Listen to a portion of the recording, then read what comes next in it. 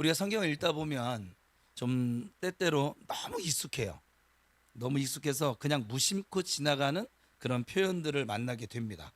그런데 잠시만 멈춰서 곰곰이 이렇게 생각을 해보면 참 이상하다 싶은 아주 심오한 표현들이 우리가 만나게 되어져요.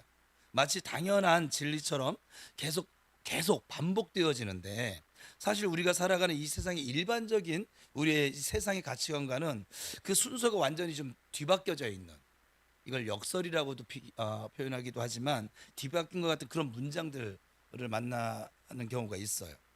그러니까는 제가 성경을 읽으면서 계속 반복되어지는 문구가 나오면은 눈을 거기다 집중을 시키는 것이 성경을 잘 읽는 것이다. 그냥 의미 없이 반복시키지 않거든요, 하나님께서.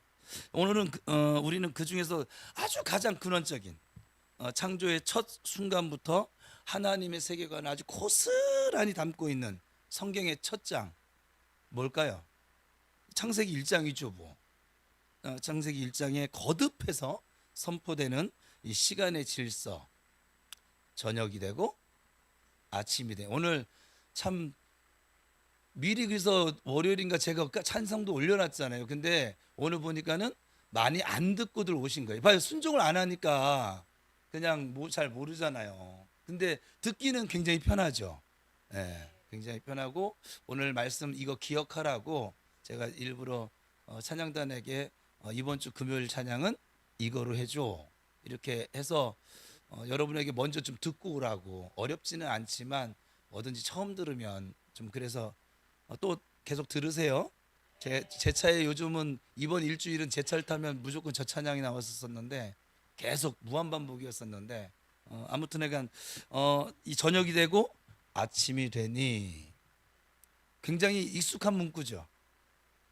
익숙한 문구인데 왜 성경은 한결같이 단 한 번의 예외도 없이 저녁이 되고 아침이 되니 이렇게 선언할까요?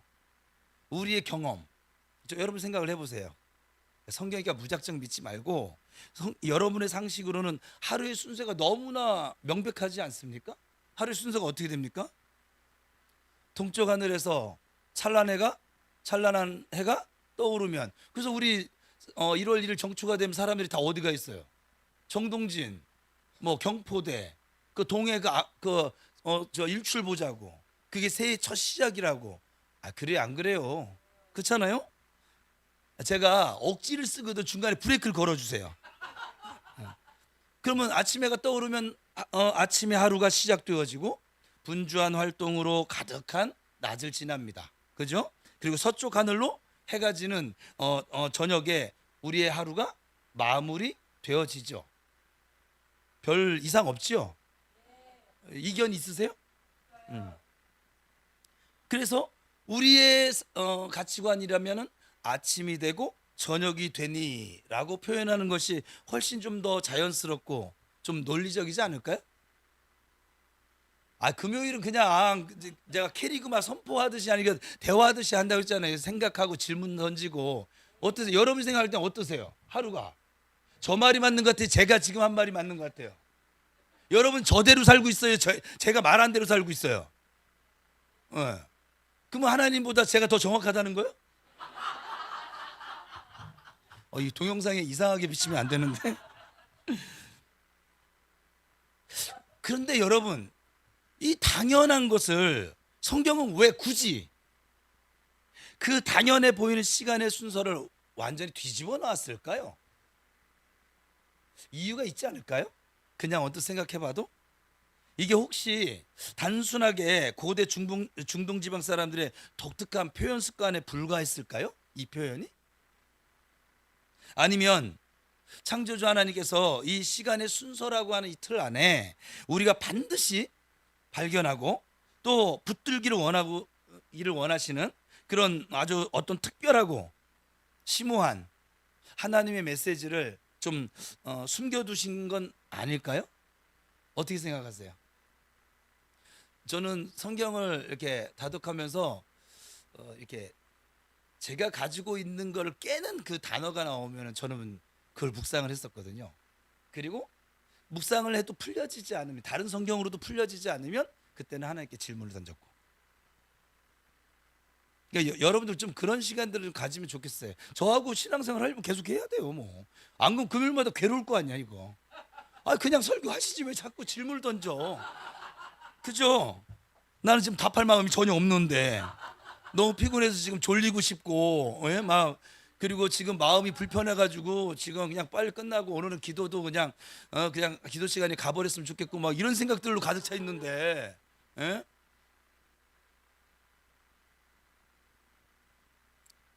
창세기 1장에는요 하나님께서 무로부터 온 세상을 창조하시는 이 엿새의 기간 동안에 각 날에 그 창조 사역을 마치실 때마다 어찌 보면 마치 장엄한 뭐 교향곡 막 후렴구처럼 막 이 말씀이 어김없이 선포되고 있습니다. 창세기 1장 5절은 첫째 날에 창조를 마치시면서 이렇게 기록하죠. 읽어봅시다. 시작.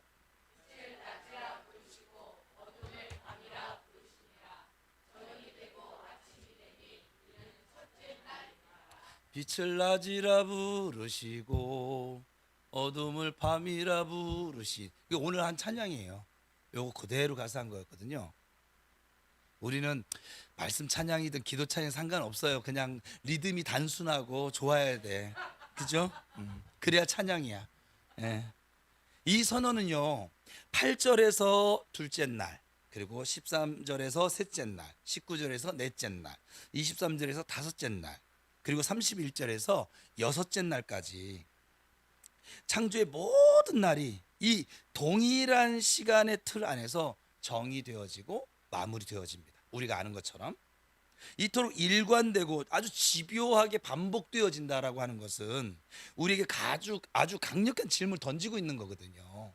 여러분, 우리가 그냥 지나쳐서 그런 것이지 이것은 단순한 시간의 기록을 넘어서서 이 창조 세계 전체를 관통하는 하나님의 일하시는 방식, 제 표현대로 원리, 하나님의 시선 그 자체를 담고 있는 것은 아닐까요, 여러분?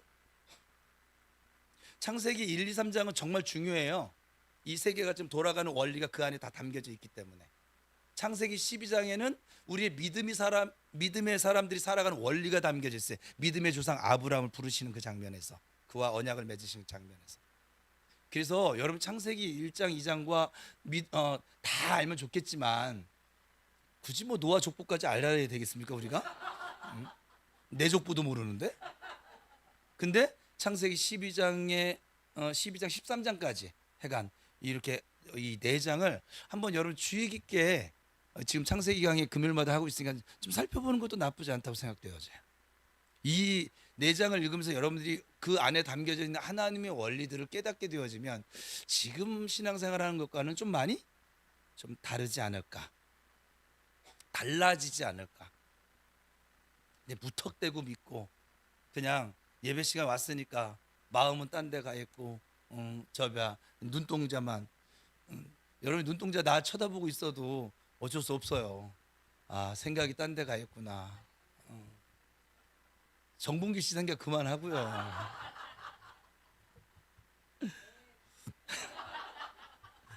고대 히브리 사람들은 이 하루라고 하는 이 시간 단위를 어떻게 이해하고 있었을까요? 그들에게 하루의 시작점은 우리가 사용하고 있는 이 기계적인 시계가 가리키는 자정, 즉 밤 12시가 아니었어요. 그들의 하루는 해가 서산으로 완전히 그냥 넘어가 버리고, 그래서 온 세상이 어둠에 잠기는 바로 그 순간, 즉 저녁부터 하루가 시작되어졌습니다. 그러니까 어둠의 시작이 곧 새로운 하루의 시작이었던 셈이에요. 이걸 좀 잘 이해하셔야 돼요, 이 설명을. 따라서 그들의 시간 개념 안에서는 저녁이 먼저 오는 것이고 그 뒤를 이어서 깊은 밤이 지나가고 마침내 그리고 동트는 아침의 빛이 밝아오는 그것이 하루의 가장 자연스러운 흐름이었습니다. 이것은 단순히 고대 유물이 아니라 지금 오늘날에도 전 세계 유대인들은 그들의 중요한 절기를 지키는 방식 속에서 지금도 생생하게 살아 숨쉬고 있는 전통이기도 합니다. 이게 아주 중요한 거예요. 그래서 제가 이걸 좀 비유로 주일에 주일 예배 성공 여부는 언제 있다고 그랬어요? 토요일 저녁에 있다고 그랬잖아요. 토요일 저녁을 자기 마음대로 그냥 하고 싶은 대로 하고 주일 아침에 여기 와 있다고 이게 참된 예배자로 서느냐? 못 서요. 여러분 마음이 이미 혼돈 속에서 잠겨져 있기 때문에 안 되는 거예요. 토요일 저녁부터 내일 주일이지. 그 시간에 특별히 기도를 하고 뭐 이걸 하라는 게 아니에요. 그 하나님 만나는 그 시간을 우리 여러분 사랑하는 연인 만나러 갈 때 어때요? 아무 생각 없이 그냥 하고 있다가 추리닝 대충 그냥 둘러 입고서 나가서 만나고 막 그러시죠?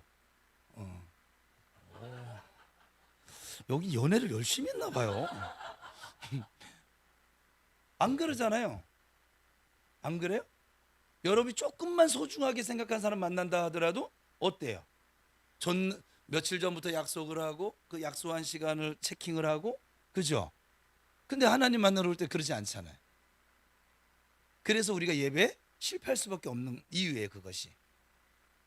그래서 예를 들면 하나님께서 이스라엘 백성에게 가장 중요하게 지키라고 명하신 안식일의 경우, 이 안식의 의미는 다음 주에 나눈다고 그랬어요. 유대인들은 우리가 생각하는 것처럼 토요일 아침부터 안식을 시작하는 것이 아니라 금요일 저녁 해가 질 때부터 안식일에 들어갑니다, 이미. 그리고 토요일 저녁 해가 질 때까지 온전한 하루 동안의 안식을 지키고 있어요. 레위기 23장 32절은 대속죄일, 레위기 강의하다 지금 멈췄는데 이 레위기 강의 또 할 거예요. 걱정하지 마세요. 네. 지금 많아요. 뭐 수요일도 유 목사님한테 이제 뺏겨서 지금 시간이 없어서 지금 이러고 있는데 뭐 가시겠지 뭐. 아마 3월 셋째 주인가 그때 가신다라고, 가시기 전까지는 계속 지금 하시라고 이제 말씀을 드렸는데, 어쨌거나 이렇게 말씀하십니다. 대속죄일이 있어요. 7대 절기 중에. 자, 같이 읽어봅니다. 시작.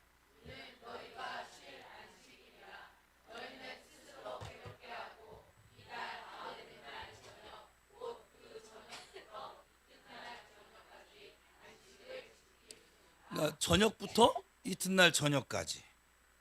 그러니까 온전한 하루로 분명하게 규정하고 있습니다. 그럼 우리 역사적인 관점에서 본다면 이 저녁이 되고 아침이 되니라는 이 창세기의 표현은 이 고대 히브리인들에게는 전혀 이상하거나 또 순서가 뒤바뀐 말도 아니었던 것이지요. 오히려 그들의 삶과 문화 속에서 가장 정확하고 자연스러운 하루에 대한 설명이었던 것입니다. 하지만 이 지금 저녁이 되고 아침이 되니 이 고대 히브리인들의 이 시간 개념도 담겨져 있어요, 분명하게. 근데 여기서 끝나지 않죠. 만약 이 표현이 단순하게 이 히브리인들의 시간 계산법을 따른 것이기만 한다라고 치면 그것은 뭐 흥미로운 좀 역사적인 사실에 그칠 뿐 오늘을 살아가는 우리에게 어떤 깊은 영적인 의미를 가져다 줄 수가 없잖아요. 그렇잖아요? 하나님께서는 이 저녁에서 아침으로 이어지는 이 시간의 흐름 속에서 당신의 일하시는 방식, 좀 더 깊고 본질적인 신학적인 원리를 담고 계십니다. 그것은 바로 어둠에서 빛으로, 그리고 혼돈에서 질서로 나아가는 것이 하나님의 창조적인 흐름이었던 거예요. 창조의 첫 순간 한번 여러분 생각을 해보세요. 태초의 첫 장면을, 물론 그때 뭐 우리가 살지 않았기 때문에 그렇게 상상을 해보시라고요. 장면을 생생하게 한번 떠올려 보세요. 창세기 1장 2절은 그 상태를, 우리가 상상할 수 있는 상태를 이렇게 제공해 줍니다. 같이 읽어볼까요? 시작. 공허하며 흑암이 깊음 위에 있고 하나님의 영은 수면 위에. 여기에 사용된 세 개의 단어가 있죠. 뭐예요? 혼돈, 공허, 흑암. 이것이 바로 창조의 시작점이었어요. 아무런 질서도 내용물도 생명도 빛도 없는 절대적인 어둠과 무질서의 상태, 바로 그 깊고 막막한 어둠을 향해서 하나님께서 첫 번째 말씀을 선포하십니다. 로고스 하십니다. 창세기 1장 3절에 시작.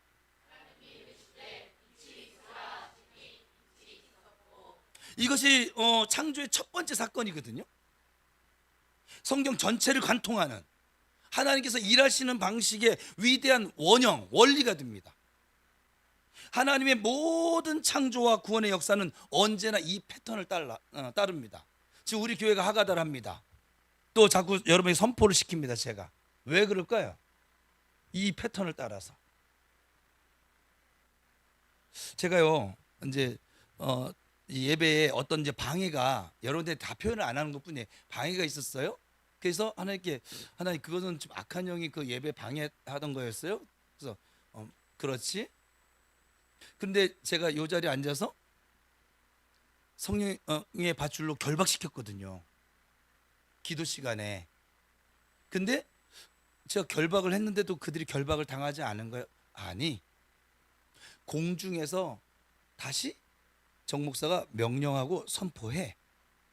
설교하다가도 방해가 느껴지면 명령하고 선포해. 왜요? 요 패턴이거든요. 우리가 생각하는 것과 명령하고 선포하는 것은 다르다고요. 우리 말에 권세가 있어요. 하나님의 이름이 경외를 받는데 하나님의 이름보다 더 높은 곳에 뭐를 뒀다 그랬어요? 하나님의 말씀을 뒀다 그랬잖아요. 예수의 이름으로 하나님의 말씀을 따라 명령하고 선포하는 것이 그 자체가 권세라고요. 이게 하나님의 룰이에요. 그래서 여러분 자꾸 선포하라고요. 선포하라고 맨날 터지고 요 쫓아내면 뭐 가서 또 터지고 와가지고서는 와가지고 또 불평하고 엄마가 짜증내고 넘어지고 자빠지고 뭐 아니 그렇게 이렇게 막 세상에 수도 없이 제가 어제 1년 내내 반복해야 되겠죠. 뭐 하나님도 반복하시니까 그렇게 반복을 하고 그렇게 외치고 그렇게 오늘 이따 또 설교 말미에는 또 여러분 또 선포하게 만들 거예요. 저는 할 거예요. 아니 각자 있는 시간에 이걸 안 하나 봐. 안 하니까 계속 이렇게 터지고 들어와. 뭐 이거 투성이가 돼가지고 이삿짐은 내가 날랐는데 왜 자기들이 막 그냥 다 먼지 뒤집어 쓰고 오냐고. 왜? 뭐 때문에? 선포하세요. 여러분들에게 하나님이 예수 그리스도의 이름의 능력으로 선포할 권세를 줬다고요. 하나님 자녀된 권세에 선포하는 권세가 있다고요. 여러분들이 예수의 이름으로 선포를 하는 순간 그들은 어떻게 할 수가 없다고요. 다만 믿음으로 하시라고요. 보이지 않는 세계가 보이는 내가 보고 있는 이 환경과 내 육체 덩어리를 이게 좌지우지할 수 있다는 그 믿음을 가지고 선포하라고요. 선포하세요. 내가 이렇게까지 했는데도 또 안 하면 또 해야지 뭐. 그죠? 그래서 첫 번째 이 패턴이 뭐냐면 하나님은 어둠 속에서 빛을 창조하십니다. 그래서 지금 우리 안에 있는 이 어둠을 하나님은 예수 그리스도가 빛으로 오셔서 이 요한복음에 나오는 저 표현이에요. 빛으로 오셔서 어둠을 물리치시는 거예요. 이거 아주 중요해. 흑암이 가득한 곳에 빛을 비추심으로써 하나님의 일을 시작하십니다. 그러니까 여러분 안에 이미 예수 그리스도를 통해서 온 참빛, 그 예수 그리스도의 빛이 비춰지기를 축복합니다. 이것도 또 뭐 알려줘야죠. 뭐 제가 주일날 여기 앉으면 다른 예배 수요일이나 오늘도 마찬가지지만 주일날 아침에는 좀 제가 예배를 준비한 자세가 조금 다르긴 해요. 정말 예배라서. 지금도 예배긴 해요. 하나님 높이는 게 다 모든 게 예배죠. 근데 형식도 같이 갖추어진 예배라서. 뭐라고 하냐면 내 배에서 생수의 강이 흘러 넘칠지어다. 그리고 내 안에 임하신 참빛이신 예수의 빛이 이 시간 비춰질지어다. 모든 흑암과 어둠은 내게서 떠나갈지어다. 이렇게 제가 저의 영혼에게 명령해요. 또 이 자리에서 여러분들 이곳에 있는 모든 영혼들은 그 하나님 앞에 설지어다. 나아갈지어다. 다만 그를 경배할지어다. 제가 선포하거든요. 근데 지금 여기서 이렇게 여러분들의 영이 들을 수 있도록 선포하는 것과 내가 혼자 선포하는 것이 다르대요. 그러니까 근데 혼자 선포하는 건 누구에겐 영향이 있어요? 나에게는 영향이 있잖아요. 지금 내가 여기 앉아서 혼자 근데 주일마다 아침에 와가지고 이거 계속 선포하고 있으면 이 교회는 뭐 맨날 선포만 하고 지금 알려주는 거예요. 여러분 예배 자리에 앉으면 이렇게 선포하라고요. 여러분 배에 이미 성령이 지금 임하시고 계시고 참빛이신 예수님 와 계시잖아요. 믿으시면 아멘. 선포하시라고요. 흑암과 어둠의 영은 떠나갈지어다. 빛이 들어왔어. 빛이 비춰지면 당연히 떠나가겠죠. 왜 그 어둠 그냥 끌어안고 사십니까? 뭐 때문에? 응? 본인도 힘들게 하고, 육체도 힘들고, 마음도 힘들고. 두 번째는 이 하나님의 이 원칙 중에 뭐냐면 혼돈 속에서 질서를 세우십니다. 뒤죽박죽 막 섞여 있던 막 궁창 위에 물과 그 아래의 물을 나누시고 바다와 땅의 경계를 정하시고 해와 달과 별들의 제 역할을 할 수 있도록 질서를 부여하십니다. 이 말씀을 통해서.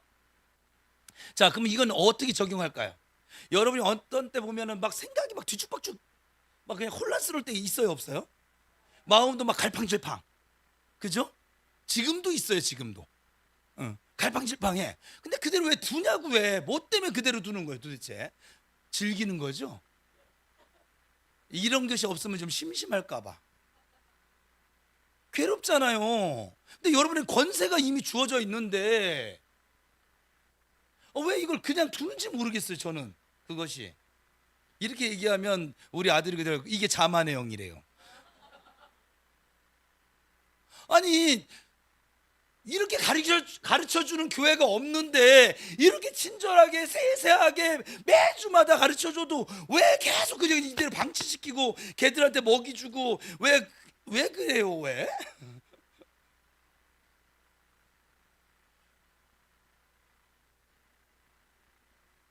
지금 오늘 아주 많이들 지금 터지고 와가지고 왜 뭐 때문에 그런지 모르지만 발 똑바로 풀고 줘봐. 그래서 여러분이 어떤 이 혼돈스러운 마음, 갈팡질팡하는 마음, 막 뒤죽박죽 섞인 것 같은 생각 이런 것들이 오면 하나님이 주신 이 원칙을 따라서 질서를 세우세요. 이 내 안에 생각의 질서, 마음의 질서. 그러면 여러분 마음이 그리스도의 평강으로 채워질 것이고, 그리고 이것 그래도 잘 안 되면 조금 아까 제가 기도한 것처럼 오늘 지금 뭔지 모르지만 지금 좀 잡혀졌네. 그리스도의 나의 이 모든 생각을 사로잡아서 그리스도께 복종시키기로 내가 지금 정합니다. 제가 하는 고백이에요. 그리고 하나님께 집중하시면 돼요. 쟤네들은 우리를 유혹할 수는 있는데 우리를 무너뜨릴 수 없다니까요. 우리가 무너지는 건 내가 무너진 거예요. 쟤들이 무너뜨린 게 아니에요. 쟤들이 유혹을 던진 것에 믿기에 그냥 쾅 물은 것은 누가 물었어요? 내가 물었어요. 쟤들은 우리 털끝 하나 건들 수가 없다니까요. 쟤들이 하는 걸 거절하면 저 아이들은 우리에게 어떤 것도 안 돼, 못해요. 내 안에 계신 성령이 저 애들보다 훨씬 세시다고, 크시고. 좀 마음을 좀 뺏기지 않았으면 좋겠어요. 저 혼돈 속에 여러분 질서를 좀 세워가시길 바랍니다. 세 번째 하나님의 원칙은 형태가 없던 것에서 구체적인 형태를 빚어내십니다.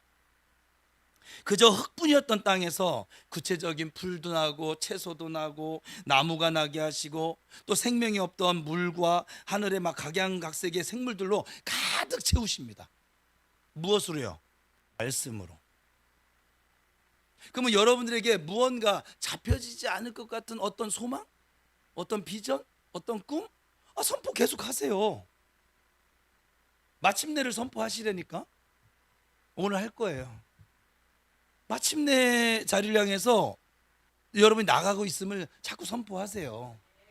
그게 사실이니까.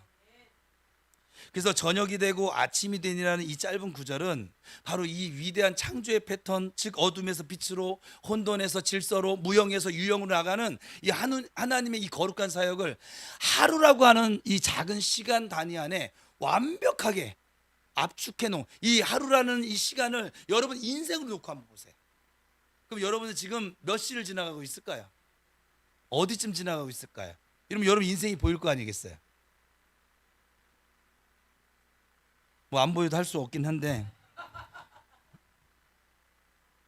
이 저녁이라고 하는 어둠과 혼돈의 시간으로 하루를 시작을 해서 아침이라고 하는 빛과 질서의 시간으로 하루를 완성하시는 거, 이것이 바로 하나님께서 온 세상을 다루시고 계시는 지금도 방식이십니다. 이 말씀을 꼭 기억했으면 좋겠어요.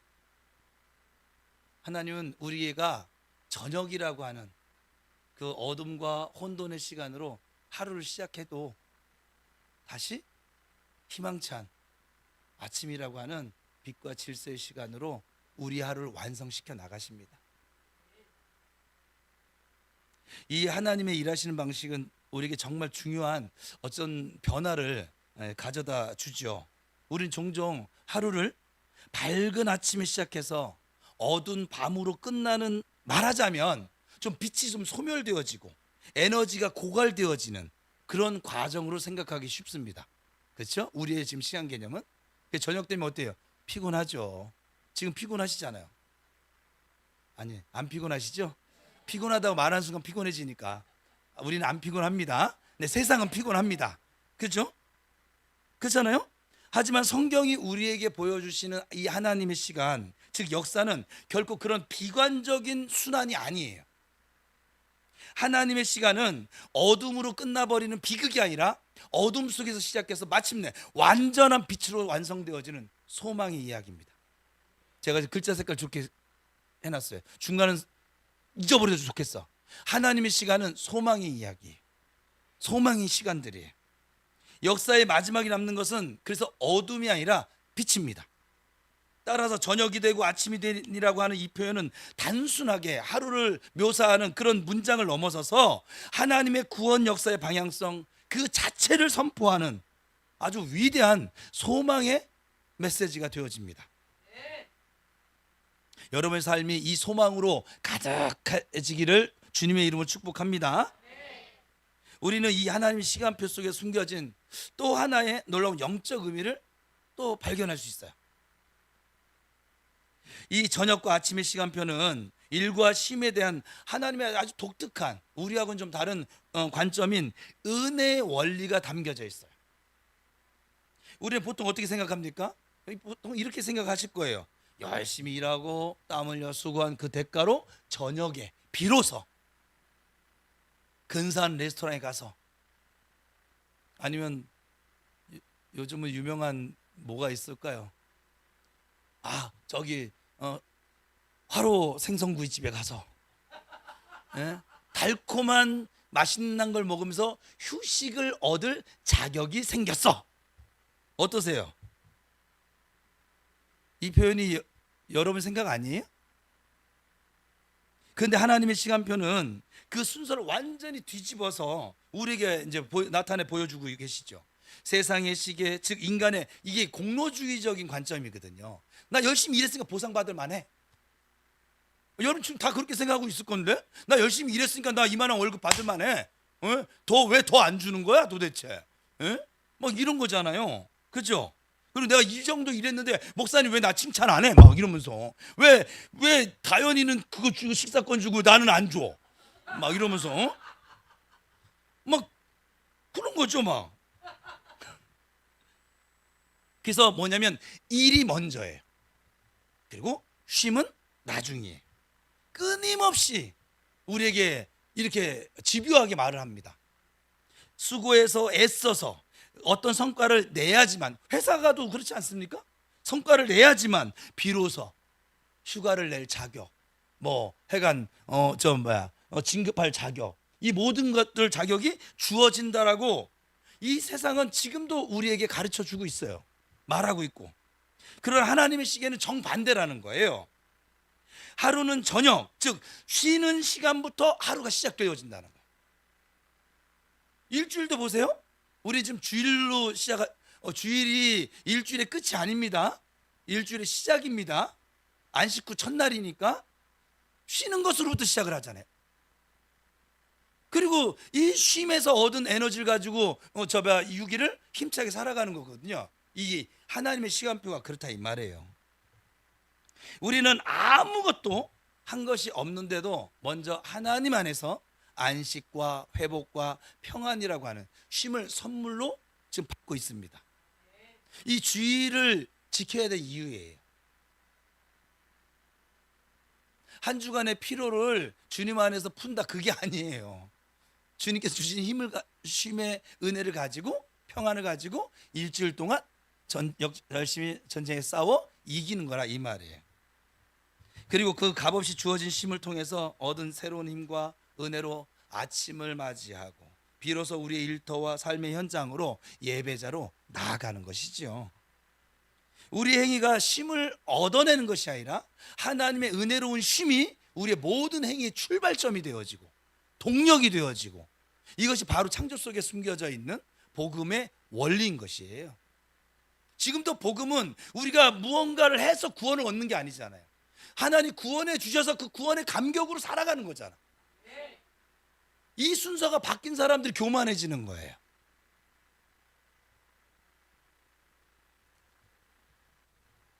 시편 127편 2절입니다. 우리 같이 읽어볼까요? 위대한 진리를 이 아름다운 시로 노래하고 있는데 시작.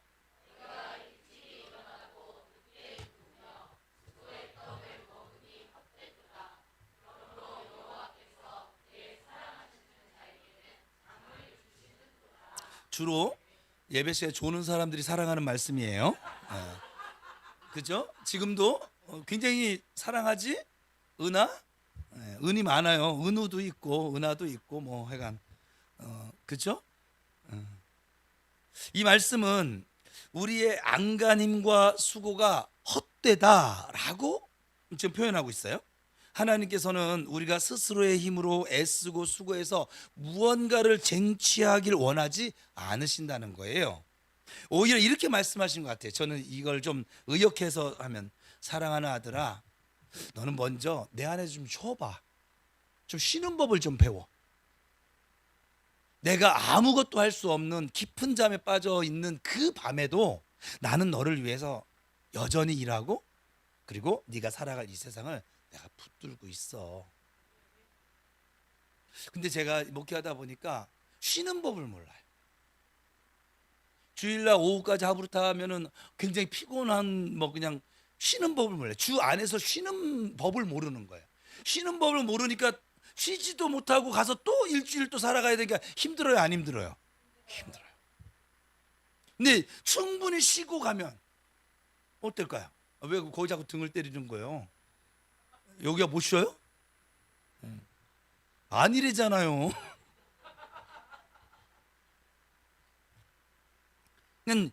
우리가 잘 쉬어야 열심히 또 일할 동력도 또 힘도 이제 생겨지는 거 아니겠어요? 옆 사람 축복하겠으면 주 안에서 우리 잘 쉬자.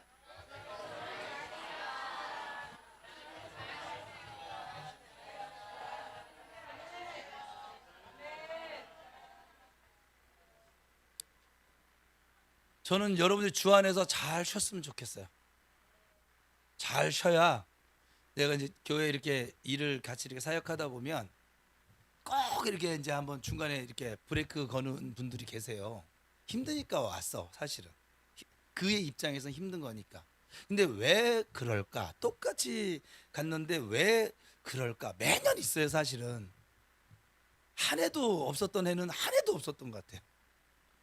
보통 3월 달 이 사순절 기간이 오면, 사순절 기간이 힘들어서 그런가? 왜 그럴까? 그걸 내가 곰곰이 이렇게 묵상하면서 생각하다가 하나님께 질문을 던지기도 하고 막 그랬던, 아니 이 기쁘고 즐거운 일을 하는데 왜 뭐가 힘들까? 근데 그렇게 힘들다고 하는 사람 교회 와서 사느냐? 안 살아요, 저처럼. 교회 와서 사는 사람도 힘들다고 얘기 안 해요, 사실은.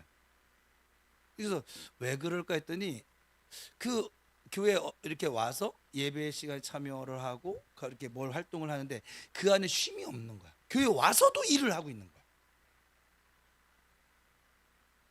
지금 이 예배 드리는 게 일이라고 생각을 하는 거야.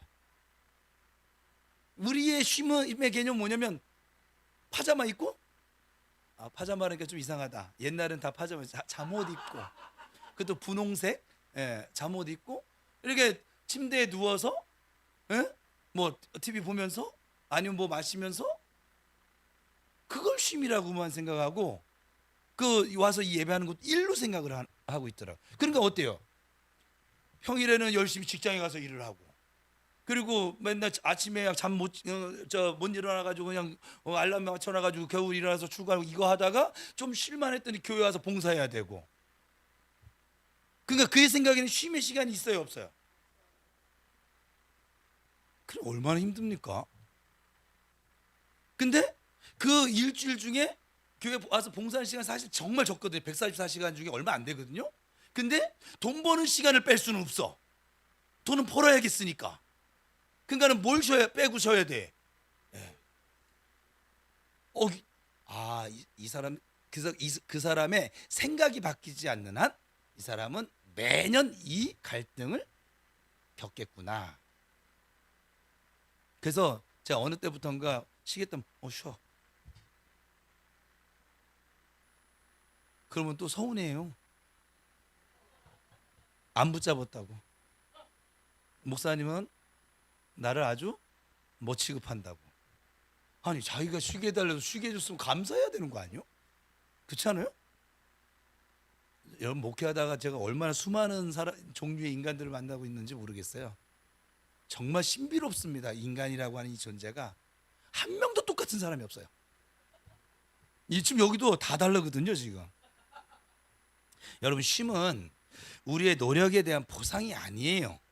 안식은 일을 시작하기 전에 먼저가 중요해. 먼저 주어지는 하나님의 선물이고 우리가 하나님의 사랑받고 있는 자녀임을 확인하는 증표가 안식이에요. 저 세상 사람들은 결코 누릴 수 없는 안식이에요. 이 쉼이 먼저라고 하는 이 은혜의 원리가 인류의 시작에서부터 너무나도 분명하게 나타나고 있거든요. 창세기 1장을 보면 사람은 창조의 6째 날, 생각해 보세요. 창조의 6째 날 모든 창조 사역이 영광이 할 때 했어요. 모든 창조 사역이 다 거의 다 마무리돼 버렸어. 그죠? 그 무렵에 인간의 창조가 나타납니다. 그죠? 그리고 아담과 하와가 생각을 해보세요. 모든 게 다 세팅이 됐어. 그리고 아담과 하와가 눈을 딱 떴더니 다 있어. 내가 굳이 농사 안 져도 돼. 내가 굳이 건물 안 져도 돼. 내가 굳이 자동차 안 만들어도 돼. 여러분 생각을 해보세요. 우리 시기면 아담 태어나자마자 뭐 해야 돼요? 밥 갈아야 돼. 씨 뿌리고. 그리고 가을 추수 때까지 기다려야 돼. 쫄쫄 굶어가면서. 그게 얼마나 힘드냐고. 여러분 생각을 정말 성경이 있는 사고를 가져보세요. 그들의 생애 첫 온전한 하루는 바로 7째 날, 눈 뜨고 6째 날 만들었으니까 온전한 하루를 따지면 7째 날인데, 다시 말해서 인류의 역사는 노동이나 수고로 시작한 것이 아니라 창조주 하나님과 함께하는 거룩한 안식으로부터 시작되어졌다는 거예요. 시작이 그렇게 되어졌어요. 하나님이 인간에게 자 이제부터 열심히 일해서 너의 가치를 나에게 보여줘봐, 증명해봐, 그렇게 말씀하지 않으셨다는 거예요. 오히려 내가 너를 위해 이 모든 것을 완벽하게 이뤄놨으니까, 보시기에 좋았더라가 그 완벽하게 이뤄놨다는 거거든요. 너는 먼저 내 안에서 안식을 해. 그리고 내가 너를 위해 완벽하게 준비해 놓은 이것을 누리고 기뻐해. 어때요? 여러분 이 해석이 더 맞지 않을까요? 여러분의 이 창세기 해석은 어떨까요?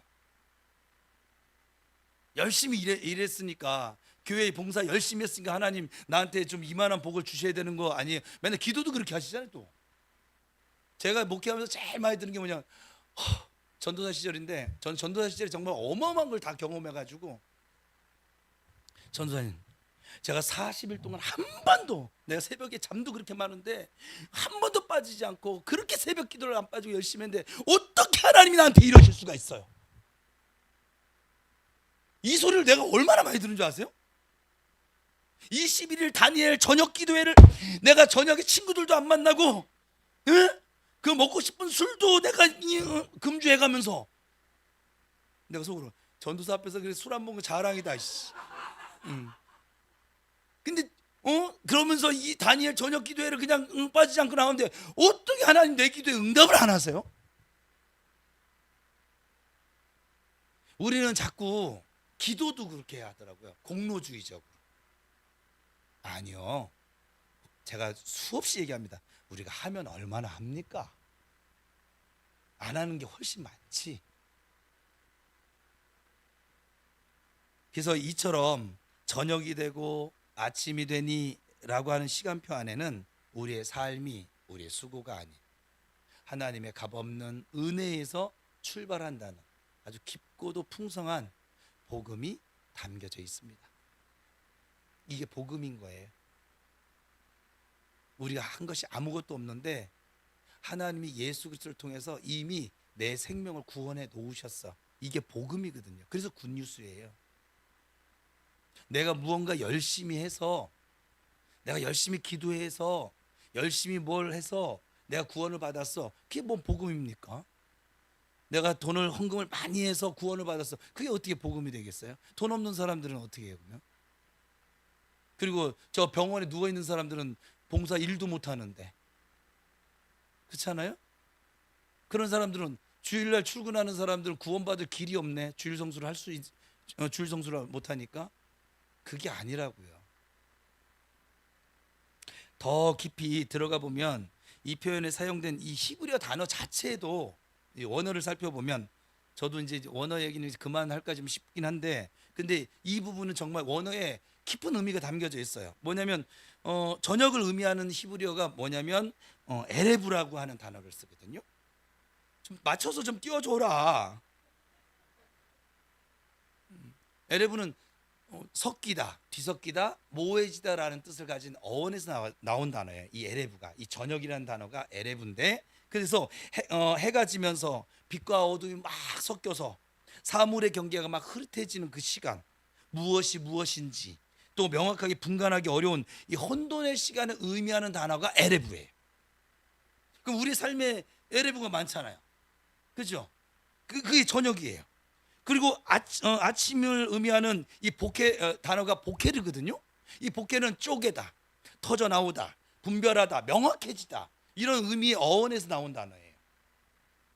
그러니까 어둠의 장막이 막 갈라지고 빛이 찬란하게 막 터져 나오면서 모든 사물이 제 모습을 뚜렷하게 드러내고 질서가 보여지는 시간, 그게 보케르예요.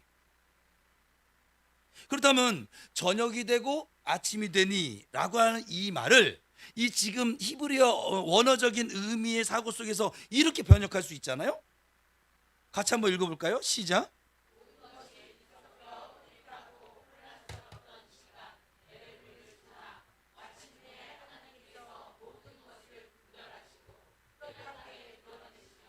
질서를 세우시는 시간, 보케르로 하나님께서 하루를, 저기다가 하나만 좀 추가해봐요. 하나님께서 나의 하루를, 그렇게 해보세요. 그래 여러분이 더 와닿을 것 같아서.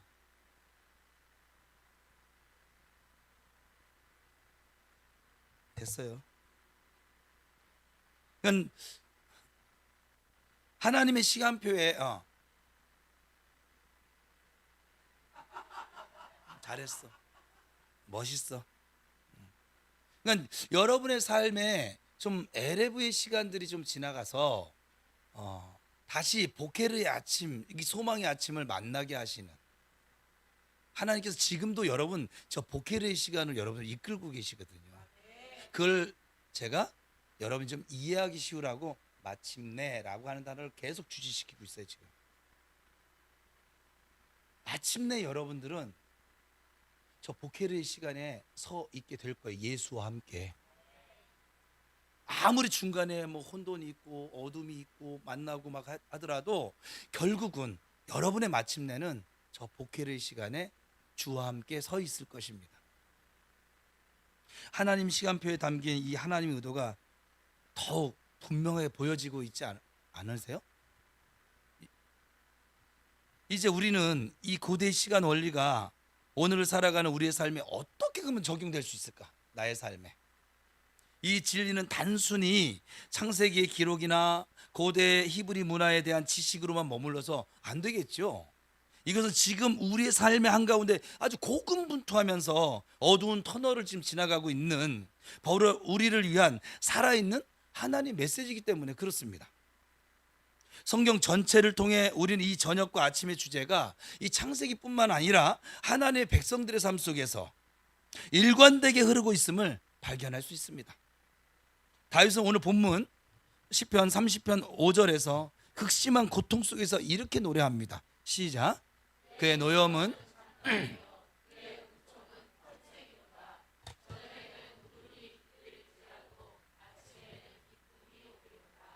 그는 지금 현재의 눈물과 고통을 막 저녁으로 표현하는 거예요. 하지만 그는 그 저녁이 끝이 아님을 아주 굳게 믿고 있습니다. 밤은 영원하지 않고 하나님의 은총 안에서 반드시 기쁨의 아침이 온다는 그 소망을 지금 붙들고 있는 것이거든요. 에레미야 선지자 역시 이제 70년 바벨론 포로로 가는 것을 예언하면서 민족의 멸망이라는 아주 깊은 절망 속에서 에레미야 애가 3장 22절 23절 통해 이렇게 고백합니다. 같이 읽어볼까요? 시작. 긍휼이 무궁하심으로 우리가 진멸되지 아니함이니이다. 이것들이 아침마다 새로우니 주의 성실하심이. 그러니까 성경에서 이 시간 감각은 늘 이렇습니다. 지금은 칠흑 같은 밤일 수 있지만 이 밤은 끝을 향해 가는 것이 아니라 소망의 새로운 아침 보케르를 향해서 지금 나아가는 과정일 뿐이야. 이게 아주 중요한 이 사고예요. 관점이라 이 말이에요. 혹시 지금 여러분의 삶이 좀 저녁과 같다 저녁처럼 느껴지고 계신 분 이 자리에 계실까요? 혹시 앞이 아주 캄캄해 보이고 마음은 막 혼란스럽고 무엇이 옳은 길인지 막 분간하기 어려운 시간을 지나고 계신 분 계시지 않을까요? 성경은 바로 그 시간을 향해서 끝이나 실패 혹은 저주라고 설명하지 않아요. 여러분 삶을 살아가다가 병을 만났어요. 저주 아닙니다. 놀랍게도 창조주 하나님은 우리의 그 어렵고 힘겨운 시간들을 하루의 시작이라고 부르십니다. 에레브라고 부르세요.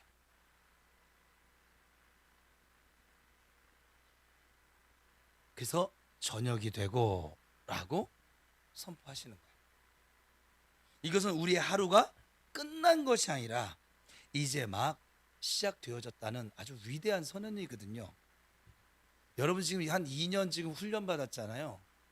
다 받은 것 같죠. 이제 3년 졸업장 따고 이제 더 이상 훈련 안 받을 것 같잖아요. 많이 좋아지셨어요. 저녁을 대하는 여러분의 자세가 이미 3년 전하고는 좀 달라지셨어요. 많이 좋아졌어요. 그래도 지금 여러분의 인생은 몇 시에 가 있을까요? 저녁 10시쯤에 가 있을까요? 아니면 칠흑 같은 어둠 새벽 2시, 3시쯤에 가 있을까요?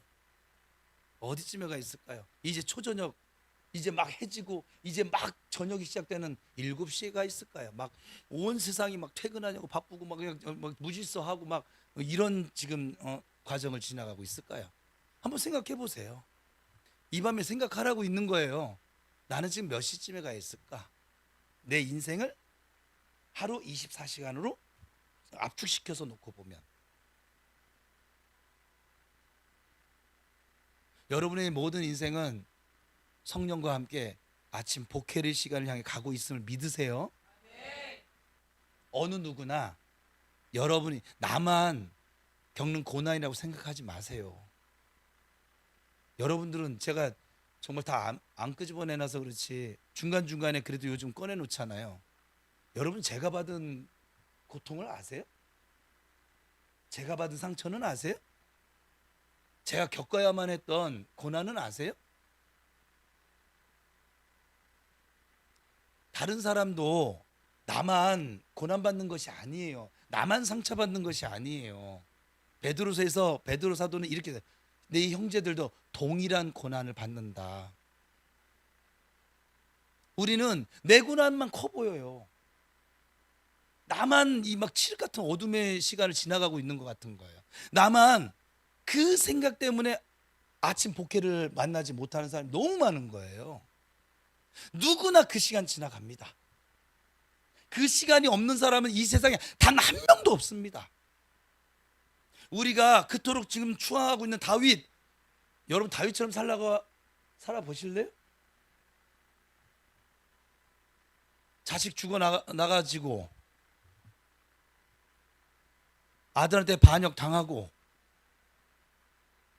장인어른한테 쫓김 당하고 살기 위해서 미친 척 해야만 하고, 어떻게 그렇게 살아보실래요? 어떻게 해요? 우리가 가난하다고 생각되지만 아브라함처럼 살아볼래요? 믿음의 조상처럼? 너무 가난해서 가족들 데리고 하나님 약속 저버리고 애굽으로 가야만 하는 그 심정을 아세요?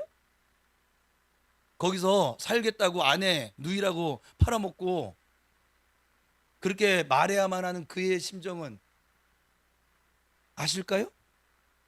100세에 얻은 아들 그 제단에 불 위에 바치는 그 아비의 심정을 여러분들은 경험해 보셨어요? 나만 겪는 고난이라고 생각하지 마세요. 물질의 문제도 그래요. 나만 그렇게 어렵다고 생각하지 마세요. 여러분보다 훨씬 어려운, 월드비전 봤잖아요. 하루 우리가 지금 작년에 달리기 했었잖아요. 6km, 가는데 3km, 오는데 3km. 그래서 물 20리터 통 그거 한 통 들고 오는 거, 그것도 흙탕물로. 그래, 그거라도 떠와야지 사니까. 지금 이 세상에 지금 여러분 우리보다 훨씬 물질적인, 이거는 고난이 아니라 핍박을 받고 있는 그들은 잘못이 없어요. 아프리카 잘못이 있다면 아프리카 땅에서 태어난 거? 여러분 상처가 뭐가 그렇게 클까요 지금? 저하고 어떻게 1대1 맞짱 토론해가지고 상처 크기 재볼까요?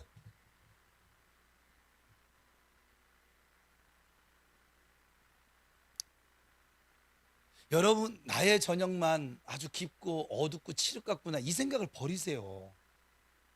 여러분들보다 훨씬 더 어려움을 만난 수많은 사람들이 절벽에 있습니다. 우리 교회도 제가 여러분에 다 말하지 못해서 한 분 한 분 삶에 들어가 보면 크고 작은 어려움들이 지금도 얼마나 많을까요? 이 불경기에 사업하는 우리 사업주들 얼마나 저녁이 되면 이 저녁 시간에 얼마나 고민이 많을까?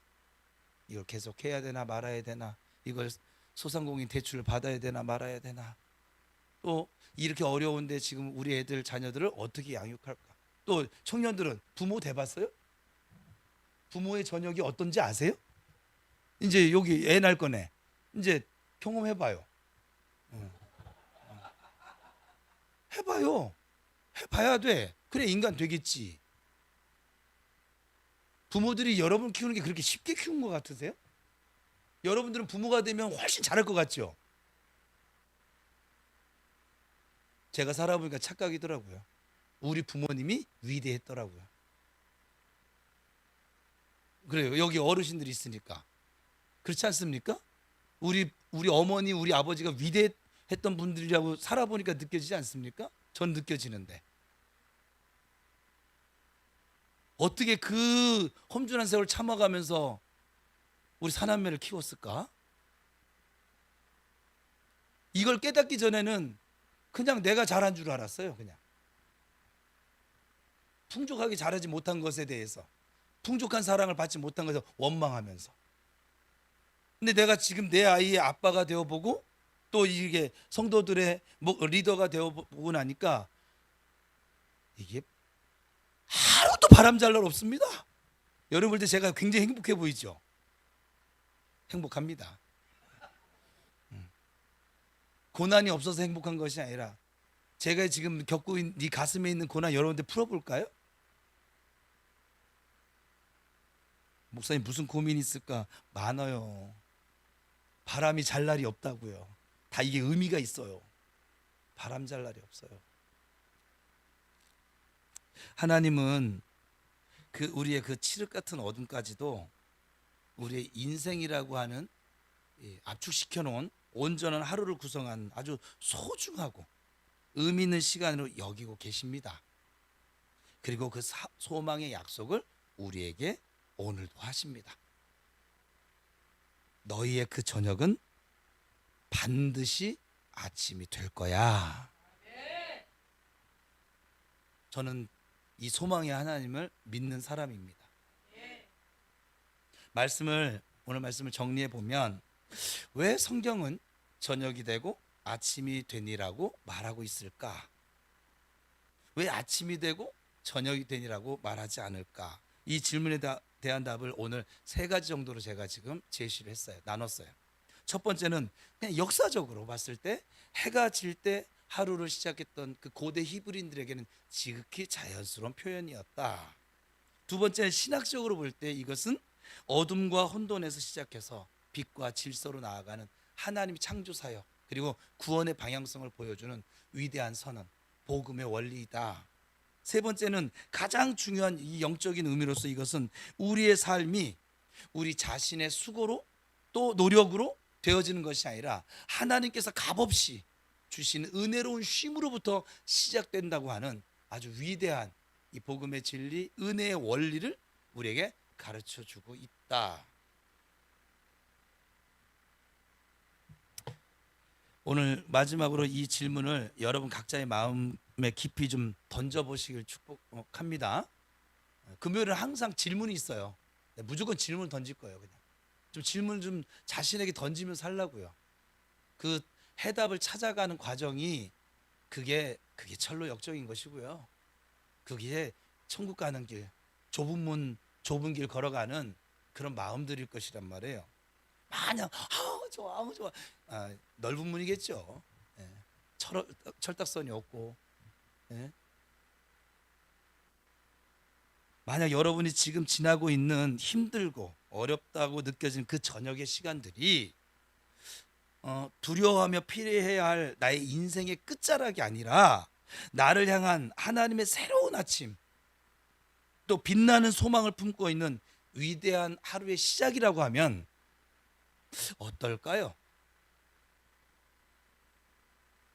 아니, 지금 오늘 나눈 이 진리에, 이 창조의 진리에 앞으로 어떻게 반응하며 살아가시겠습니까? 창세기 이 작은 구절은 이 구약 시대를 넘어서 오늘 예배하는 우리에게 꼭 이렇게 말하고 있는 것 같아요. 여러분의 입술로 한번 해보세요. 시작.